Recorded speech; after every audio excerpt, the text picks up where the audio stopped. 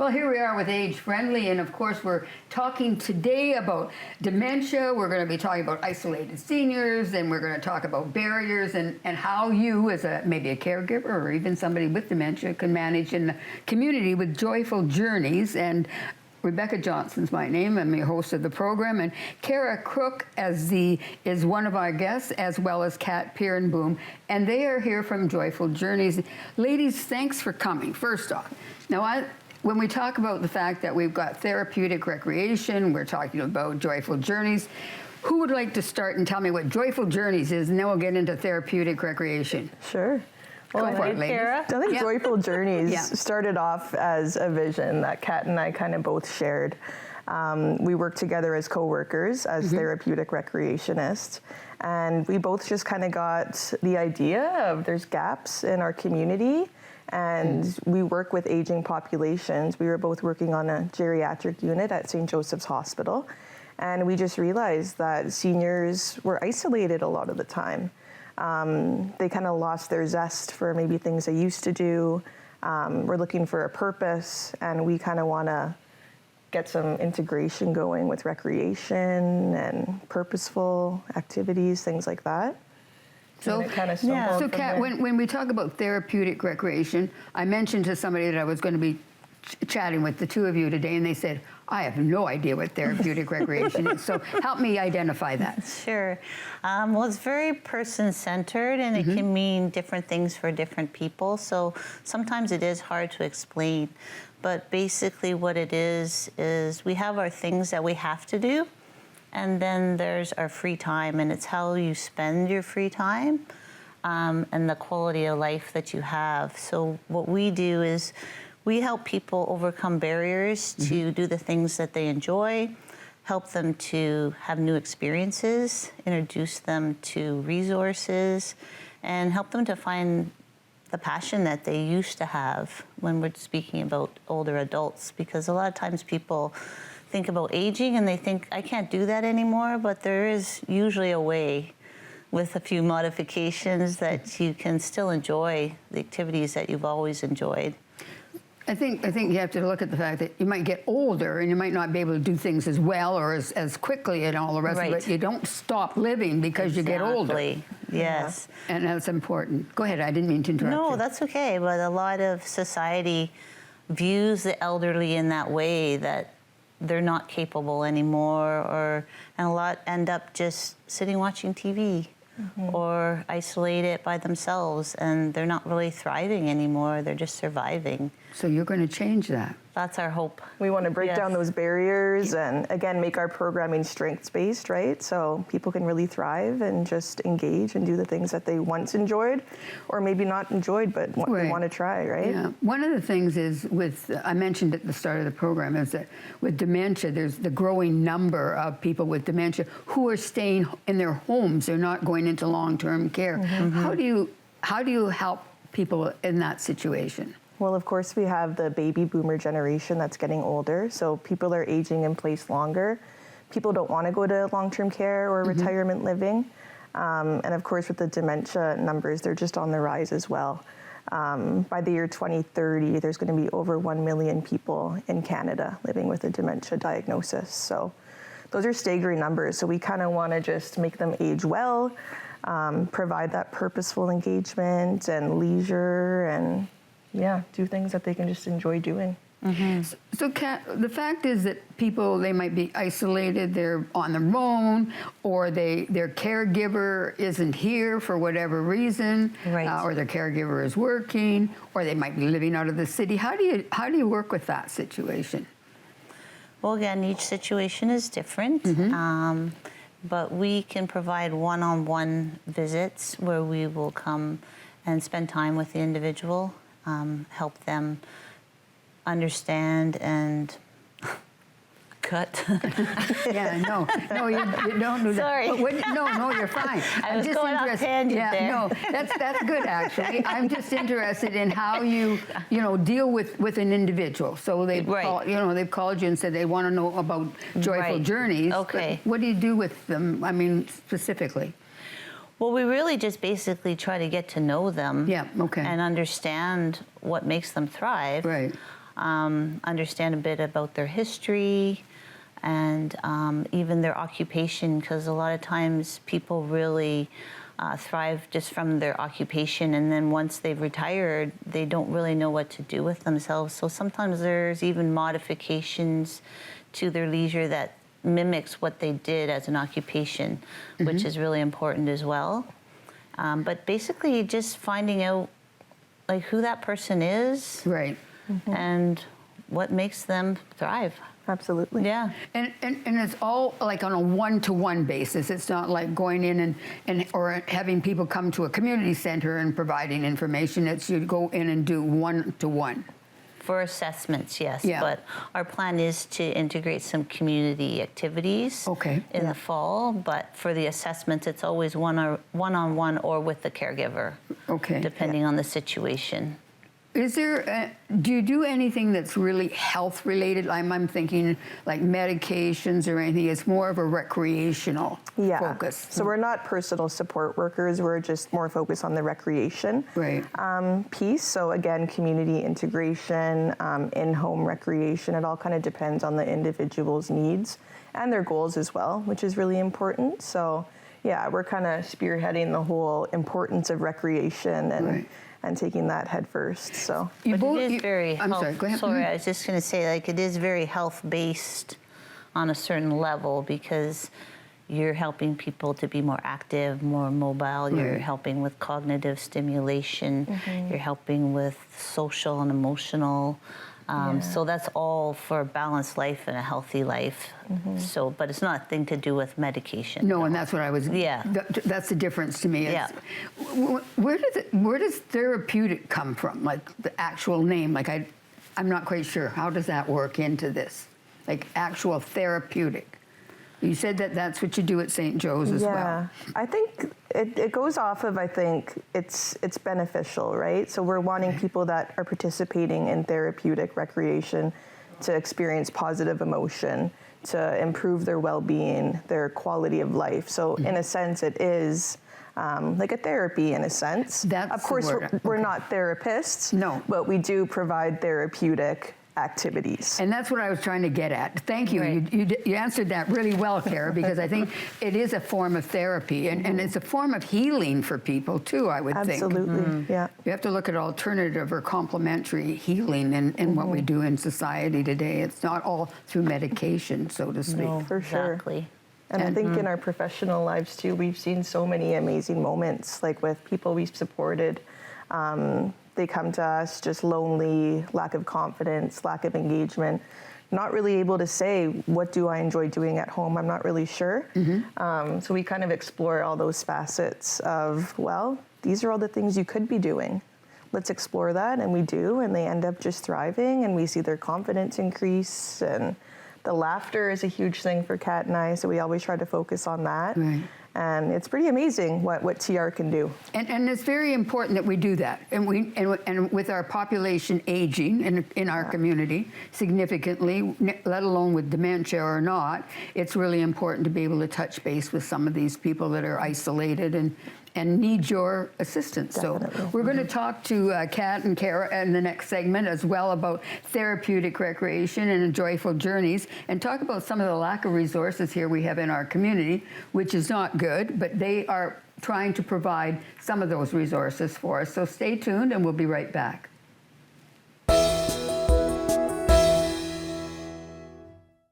Well, here we are back with Age Friendly. We're talking today about joyful journeys and therapeutic recreation. Kara Crook and Kat Pierenboom are my guests, and we're talking to them about some of the lack of resources we have here in Thunder Bay with dealing with isolated and older adults. And ladies, there are a lack of resources. The infrastructure isn't in place for people to stay at home and manage their older life expectancy. Yeah, I think we have a long way to go in that category. I think of things, for example, dementia villages in other parts of the world that are coming to light. We do have one, our first one in Canada, in BC actually. Yes. But we don't have resources like that here. And as you said, people are aging and living in homes longer, so we're just trying to bridge that gap, right, through purposeful recreation and providing caregivers with a little bit of a reprieve as well. So that's kind of where we're going with that. Kat, do you see anything changing in Thunder Bay? And I think because goes out to the region, this program. So, and we know that a lot of people in the region come to Thunder Bay for services. So do you see any of that changing in the foreseeable future? I think therapeutic recreation is becoming more prevalent in the community in general, at the different agencies. Specifically for dementia, there's a few programs in town, which is great. But there's not a lot of in-home for the isolated seniors. And a lot of people don't have the ability to get to the community, get to the programming, and so they fall through the cracks. Right. I think accessibility plays a big part in that too, right? That's right. Yeah. Do you feel the importance of socialization for people that are and older adults? Like, we know that a number of our people that watch the program are isolated. They're either in a home or they're in their apartment, and they watch a lot of television, but they're not really socializing. Is that important as you're doing your therapeutic recreation, to socialize? Yeah, and of course being social is one of the pillars of therapeutic recreation as well. So we just see the value of it, right? People connecting. And I think that's something we really try to focus on with Joyful Journeys, is making that connection, building that camaraderie with one another. So socialization is something that we try to really focus in on. And yeah, I think it's one of the most important pillars, especially for someone who's isolated. Yeah. But even you can be surrounded by people and still feel isolated and alone. So what we try to do is really connect with people, really listen to them, make them feel heard, and just really open up and spend that time with them and be there for them, be present. And I think that is one of the most powerful things that we do for people. Absolutely. Because a lot of people don't experience that. Yeah. Elderly, young, any age, they never really have someone really listen to them and be there for them. Right. And it's all about them. Yeah, and that's so very important. So socialization, one of the things that you mentioned very quickly, and you kind of skimmed through it, was the fact that you have 5 pillars of recreation. You mentioned about the social. What are the other 4? So there's physical, there's emotional, there's cognitive, and there's creative. So how do they tie together? I think as a whole, it all focuses on improving the self of the individual participating in therapeutic recreation. So as I mentioned before, improving that well-being, improving that quality of life. As a whole, I think it could make a person just enjoy life more. And that's kind of what we want to do, is have And they people affect enjoy each other as well, right? If you don't have that, if you don't have your mobility, then it's going to affect the other aspects of your life as well. If you don't have the cognitive stimulation, it's going to affect other parts of your life. So they're very intermingled. So we like to think of it as a balance. So when you're stimulated in all those areas, you're going to have a more balanced life, and it's going to be more fulfilling in all the different areas because you're balancing it out. Yeah. Right, and it's amazing how they do tie together. Yeah. And I wrote them down because I saw that in some of your material, and I think it's really important when we talk about physical. And sometimes people are, and as they age, aren't physically in, as well. They can do things the same way, but they can adapt. Can they not do that? Absolutely. Exactly, Yeah. Doing modified programming is something that's very prevalent too. Say an individual enjoyed bowling in their earlier life and they can't do that anymore. We could do modified bowling. They could do it sitting in a chair with a soccer ball and hit down pins. So there's always ways to adapt to things and still make that person succeed at the activity they're participating in. So very, very important to do something instead of just sitting and watching television. It's surprising too, just the little that you have to do to improve your mobility. Right. Yeah. Because it's just a vicious cycle. You feel like you can't do it, you don't do it, then you can't do it because you haven't done it. Right. I think back and when we didn't have walkers, to walk. Yeah. Now people can use those, and it's nice to sit down and be able to have one that you can sit down on every once in a while. But I think it's really important that we have somebody has invented this so that people can be mobile and they can, otherwise they would be sitting and not going anywhere. Absolutely. Yeah. So is that something that you work with if people, cannot walk on their own or they need balance or whatever? Yeah, absolutely. Yeah. We don't like transfer people, like physically transfer people, but we definitely assist and monitor them, make sure they're safe. In a physical activity. And when you're talking about some of the program, we're going to get that into the next segment of specifically what you do. But do you take people out of their homes or wherever they are living? Like you don't just come and bring everything there. You take them out, socialize. Yeah, and I think it depends on the individual's goals too. If they're wanting to integrate into the community, maybe go somewhere new, go to an event. That's something we can support with. If they want to go to Live on the Waterfront, if they want to go to Quebec Falls for the day, even if they want to go across the border, that's always something that we can explore with them, which is really exciting. Well, so you never know what the next visit will be, kind of a thing. Exactly. Yeah. That's exciting, though. And for the individual that you're assisting, it's exciting too, because then they have something to look forward to, and it's an ongoing. With the emotional, that can be very trying. Like as an individual, you could get really uptight about something or concerned or whatever. How do you deal with that? A lot of it is just emotional regulation. Yeah. And just through activities, you're experiencing the effects of emotional regulation, but also just, again, getting back to just having someone to talk to is so important. We do have one client, and that's specifically what she hired us for, is just mostly like a sounding block and just someone to talk to and express her feelings and thoughts without any sort of judgment. And when she first approached us, my first comment was like, we're not counselors. And she's like, no, I understand. Right. But just in her circle of peers, she doesn't have anyone that just truly listens to her and gives her that space to express herself. And that goes along with part of the socialization part of it. People just like to talk to each other or to someone to be able to, identify what are the issues of the day maybe, or just how they feel and all the rest of it. Yeah. But on the emotional side, just expressing your feelings and how you're feeling about different things is so important. And if somebody doesn't have that, or maybe they're dismissed as not important, right? Because maybe someone's rushed that's taking care of them, doesn't have the time to really listen to them.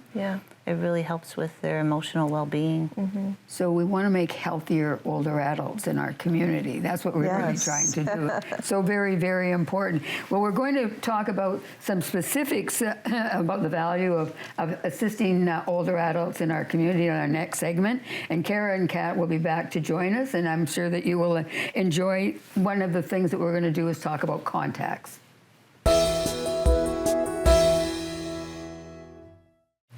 Well, welcome back to Age Friendly, and we're talking about therapeutic recreation, and joyful journeys is our topic for today. And Kara Kruk and Kat Piram-Broom are my guests.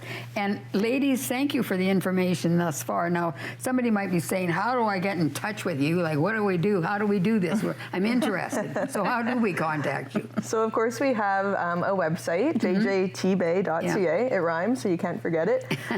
So our email is listed on there, of course. We're also on social media. We have Facebook, Joyful Journeys Thunder Bay. We also have Instagram as well, so you can find us on there and find more information. Yeah.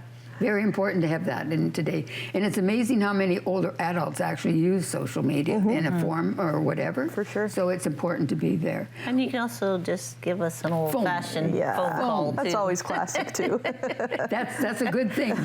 Sometimes that's all people have. There's definitely still a number of older adults that don't use the computers, and that's not going to change for this generation. So you've got to get used to phones and things like that. So that's great.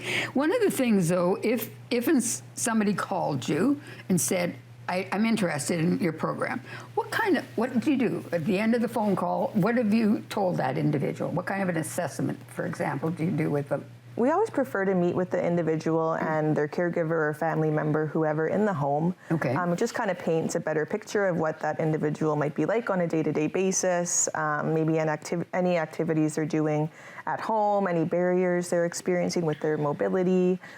things like that. However, we do meet in the community as well. So if folks are more comfortable meeting at a coffee shop or somewhere like that, we're always open to that as well. Kat, is when you're doing some of the programming, do you go into people's homes? Some people might be uncomfortable with that. Is that how do you work that? Well, that's part of the assessment, to find the person's comfort level and what they would prefer. And but we do go into homes, specifically if somebody has mobility issues or they may just be uncomfortable being in the community. So we will do one-on-ones in their home, or we will meet them in the community as well. And so either one, just depends on the individual. Yeah. The two of you drink a lot of coffee with people. I'm just teasing in a way, but sometimes that's how you can sit down and have a conversation, is over a cup of coffee, tea, whatever it happens to be. Yeah, Absolutely. Yeah. And sometimes we just have that conversation and that's the end of it too, right? And we've just had a nice afternoon with someone. Exactly. But you socialize with them, and that's a good thing too. Yeah. You know, to just chat with somebody, and whether it goes further after an assessment, that's up to the individual and yourselves as well. So very important. One of the things that you need to promote and get out. So you talked about the fact that you're on social media and you have a website. Is there other things that you do to promote the work that you do with people? Yeah, we've also been to many local organizations as well. So retirement living, community centers in town, 55 plus center, things like that. We have brochures that we've dropped off. We have business cards as well. And then we always try to contribute to like health fairs, and there's one coming up at the 55 plus center. We'll be there as well. So that's kind of how we're on foot getting our word out. We did a presentation for safety at home. We were part of that at the 55 plus. And then we did our walk. Yeah, that was for Roots to Harvest. So you're trying to reach out to the community. Yeah. Really important to be able to do that. I think the other thing is the with your pillars and all the rest of it, you're really trying to improve people's lifestyle. Yeah. Exactly. And how do you talk to them individually when you are doing the assessment? Let's go back to that for a minute. It can become personal, and that's a very confidential conversation you have with individuals. Yes. Yeah, it's very personal. Yeah, because you never, people have to kind of relax in your company to, share some of the information that they have, so you can help them better. Yeah. I think we're both blessed that people do generally trust us, and we haven't really encountered a lot of resistance with individuals, because I think we're very approachable, and maybe we just give off that vibe. I'm not sure, but we haven't encountered that. Yeah. Definitely open up more as they get to know us, but for the initial assessment, people generally feel very comfortable with us and open up. If I decided I needed to chat with you, and I was interested in therapeutic recreation and the programs, and I had the assessment done, you have a form I'm sure you fill in and all those kinds of things. What would be the next step for me as an individual? What would I do? What would you do with me? So we always offer the individual to reach out to us if they're interested. But we do always say, can we check in with you maybe in a week or two just to see how things are going? And then from there, we'll set up usually a schedule depending on how often the individual would like our services, whether it be once a week, twice a week for an hour. And then we kind of go from there. Is there a conversation, ongoing conversation as to what you will do the next time you get together, so that people either have something to look forward to or they know and they're comfortable? Older adults sometimes get a little bit hesitant about, they don't know you and all the rest of it. So I'm just trying to figure out how we can tell people that are watching the program today that they can feel very comfortable with you. For sure. And then also having conversations with the caregivers and between ourselves as well, just evaluating, is what we're doing helping? Is it worthwhile? Is there anything we should be changing? So discussing again, with each other, with the client if appropriate, or with the caregiver too. Right. But you don't need a caregiver. Like I can do this on my own. Oh, absolutely. Okay. Just a lot of times somebody's involved, whether it's a child or a friend, but there's usually somebody involved, but there doesn't have to be. No, absolutely if there's not. That's okay too. Because as I mentioned earlier, sometimes the caregivers don't even live in Thunder Bay. Yeah. They're the family, but they Yeah. don't live here, and so they might. A lot of individuals don't have anybody, which is sad, but that's reality as well. Yeah.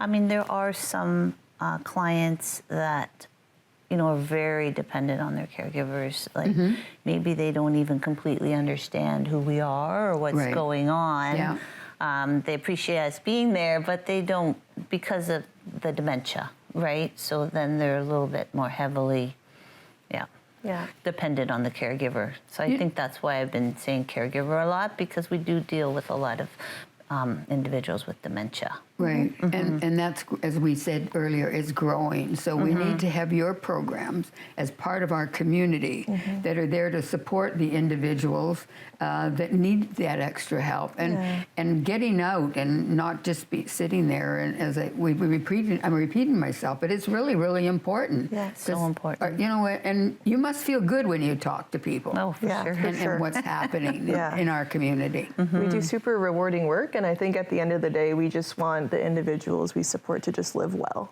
And well-balanced lives. And improving their own lifestyle, as I've said, and that's so important.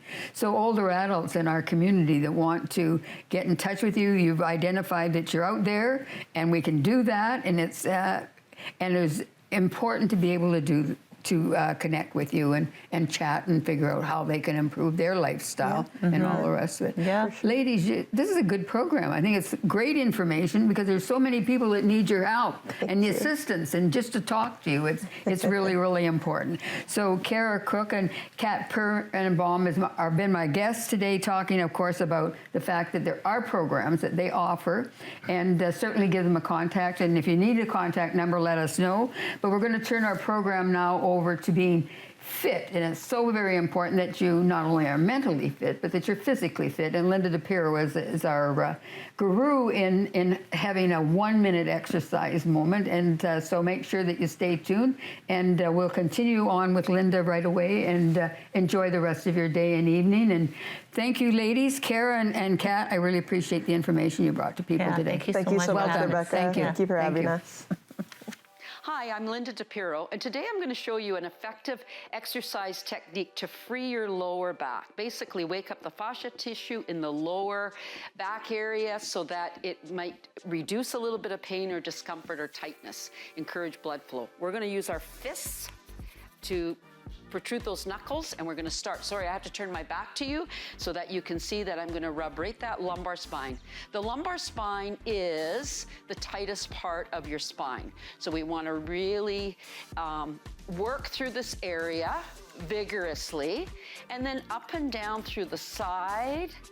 All right, and then dig kind of in through those SI joints. Going back to your fists and digging across. I call this the little knuckle pelvic dance here. The pelvis goes one side, the knuckles go to the other side as we move quite rigorously. And keep this going. I just have to do this in short bouts.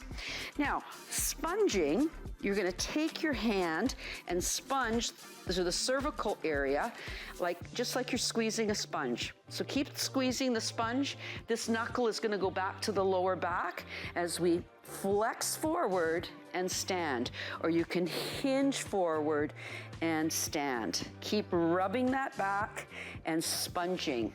Forward, let's do that little side flexion, right? Side flexion as you squeeze, and adding rotation as you come across. I'm going to change hands. So this hand is going to do the sponging at the cervical, while this hand does the knuckling. Once again, let's just do that flexion forward and extension as well, adding that little bit of extension. And then we can do our side flexion and our rotation. Try this first thing in the morning. It's an easy, quick thing to help motivize and energize you to take on the day. See you later.